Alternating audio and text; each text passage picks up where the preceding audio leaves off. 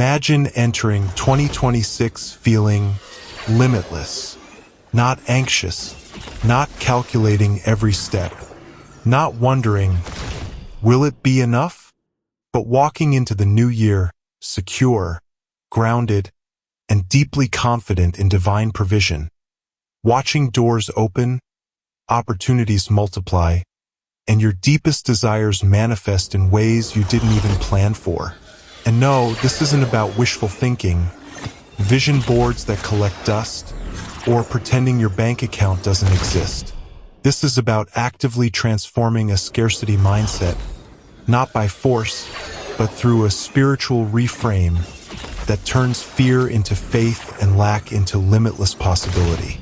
Today, I want to talk about how scarcity has been quietly shaping our faith, our decisions, our prayers, and our expectations, and how 2026 can mark the year we finally break free. Because scarcity isn't just about money. It shows up in daily needs like food and supplies, in love, in peace, in joy, in confidence, in romance, in healing, in opportunities, in promotion, in travels, in rest, in believing we are worthy of good things. And the truth is, God never intended us to live small on the inside, even if we started with little on the outside. So let's talk about it. Honestly, lightly, faithfully, and yes, sometimes humorously, because if we don't laugh at how we got here, we'll cry. How scarcity mindset sneaks in. Let us be honest. Most of us didn't choose a scarcity mindset. We inherited it. We inherited it from survival seasons, from childhood environments, from economies that kept shifting, from prayers that felt unanswered, from moments where just enough felt like a miracle. Scarcity mindset often sounds spiritual at first. I don't want to ask for too much. Let me manage my expectations. I'm just being realistic. God understands my limitations. But if we're honest, beneath those statements is fear. Fear that if we expect more, we'll be disappointed. Fear that if we trust fully, we'll fall hard. Fear that abundance is for other people, not us. Scarcity mindset trains us to brace instead of believe. We start budgeting our joy, rationing our hope, negotiating our prayers. We pray like this, God, just let it work somehow, instead of, God, I trust you completely. And let me tell you something that changed me. Scarcity isn't humility. It is fear dressed in spiritual language. And fear, no matter how politely it speaks, still limits faith. Scarcity is a signal, not a sentence. Here's the reframe that shifted everything for me. Scarcity is not proof that God is absent. Scarcity is often an invitation to transformation. Scarcity reveals where my trust has been outsourced to circumstances instead of anchored in divine provision. When I feel anxious about money, it's not because God lacks resources. When I worry about love, it's not because love has run out. When I fear missing opportunities, it's not because the future is closed. It's because somewhere along the line, I learned to expect less to protect myself. Scarcity mindset is a defense mechanism, not a spiritual truth. And once I realized that, something shifted. I stopped judging myself for feeling lack. Instead, I started asking better questions. What is this fear trying to teach me? Where am I leaning on control instead of trust? What belief needs healing here? Because scarcity is not the enemy. Unexamined scarcity is. How fear-based thinking limits faith. Fear-based thinking does something dangerous. It turns God into a backup plan instead of a source. We say we trust Him, but we live like everything depends on us. We hoard instead of sow. We delay joy until things are perfect. We stay in small spaces because they feel predictable. Fear-based thinking says, "What if it doesn't work?" Faith asks, "What if it does? And better than I imagined?" Fear says, "Be careful." Faith says, "Be obedient." And let me be clear, faith doesn't ignore wisdom. But fear disguises itself as wisdom when it wants to stay comfortable. Fear-based thinking keeps us praying safe prayers instead of surrendered ones.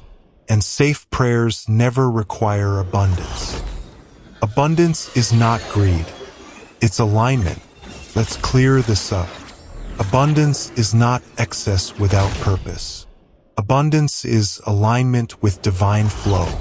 Abundance means there is enough food and enough to share, enough money and enough generosity, enough love and enough emotional capacity, enough peace to remain calm even when things shake, enough joy to laugh without guilt, enough opportunities to say yes without fear, enough healing to stop reliving the pain, enough promotion to stop shrinking, enough romance to stop settling, enough gifts to stop doubting your worth, enough homes, cars, travels, experiences to remind you that God delights in blessing His children.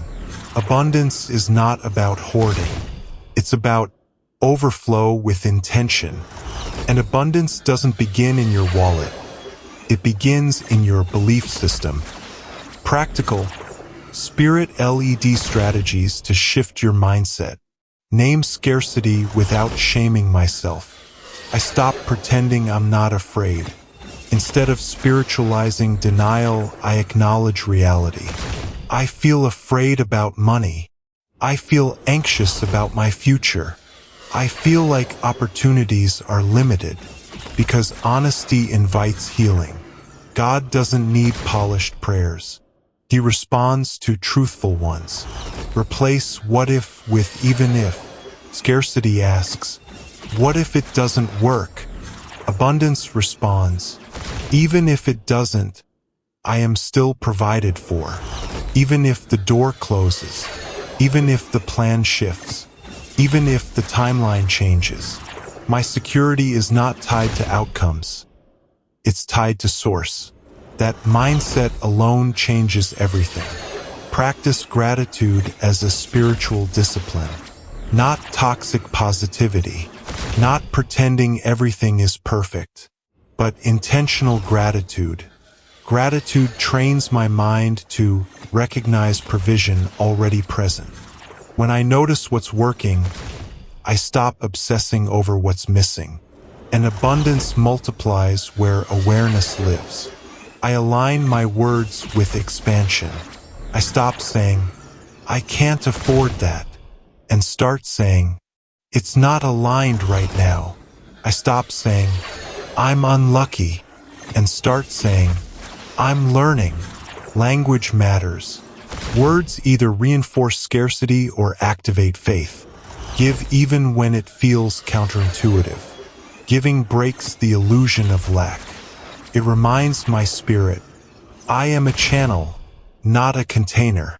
Generosity of time, kindness, money, encouragement creates flow, and flow invites abundance. Preparing for 2026 with an abundant spirit. In 2026 and beyond, I'm no longer asking, how do I survive? I'm asking, how do I expand responsibly? How do I steward blessings wisely? How do I remain grounded while growing? Abundance requires maturity.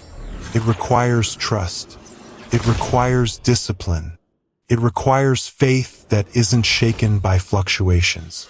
And I'm learning that God prepares us internally before blessing us externally. A final word. If you've lived with scarcity for a long time, hear this. You are not behind. You are not broken. You are not disqualified.